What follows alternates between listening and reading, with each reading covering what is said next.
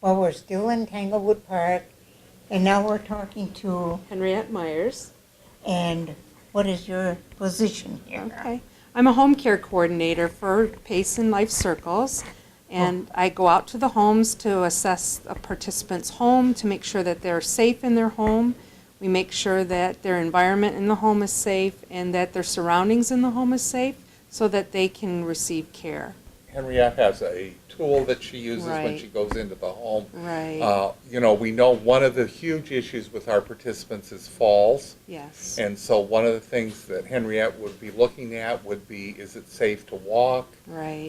You could talk about the things that... Sure. We look to see if there are any throw rugs or if there are electrical cords that are exposed or out that would be a safe or a hazard for tripping over. So we make sure that that's, out of the way or not involved so that we can help with that. We make sure they have a smoke detector or a fire alarm system, a fire extinguisher, that their windows are locked, that they have a safe handrail or guardrail to come into the home, that their ramp is secure, that they have all the needs. If they have a night light in a hallway that is dark, make sure that's there. And then we make sure that they, if they don't have them there, we look for like a bath mat in the bathtub or a shower chair so that they can bathe safely.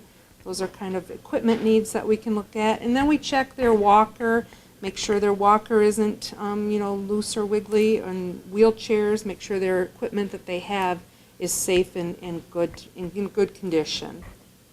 When you assess the home, what do you look for, like in the kitchen? Well, in the kitchen, we make sure that their microwave is safe, that their refrigerator is working, and that any foods in the refrigerator don't have expiration, or that their food is good for consumption. And sometimes if we do assess a kitchen, we can see if they're not having enough food for their home, and then we can help them with providing Meals on Wheels, and then we can access help that way as well. So it takes your observation. Yeah.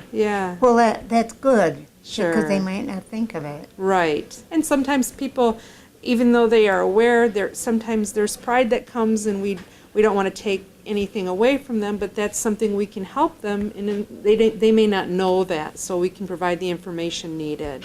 They would also assess if they would need help, if they're capable of cooking or not cooking.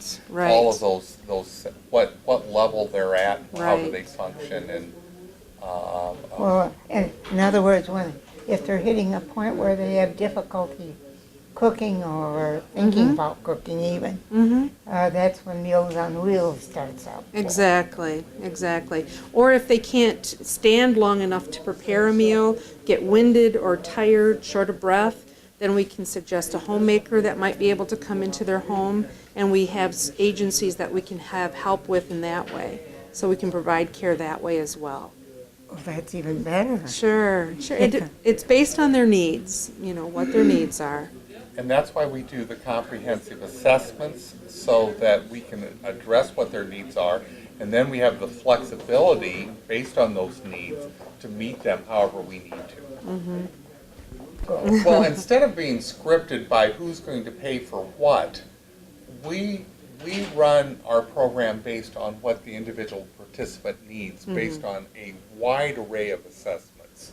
I can remember one of our first participants that came in over a year ago, and her goal was she wanted to be able to walk. She hadn't been able to go to church in several months, and she wanted to be able to get up and be able to walk up the steps and attend Easter services that year.